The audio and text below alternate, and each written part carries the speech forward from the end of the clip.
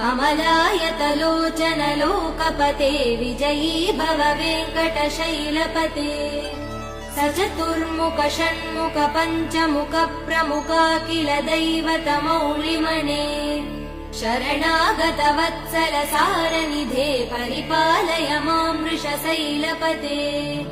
अतिवेलतया तव दुर्विषहैरनुवेल कृतैरपराध सदैः हरितं त्वरितं वृषशैलपते परया कृपया परिपाहि हरे अधिवेङ्कटशैलमुदारमते जनताभिमतादिकदानरतात् परदेवदया गदितान् निगमै कमलादयितान् परं कलये कलवेणुरवावसगोपवधू शतकोटिवृतात् स्मरकोटिसमात् प्रतिवल्लविकाभिमदात् सुखदात् वसुदेव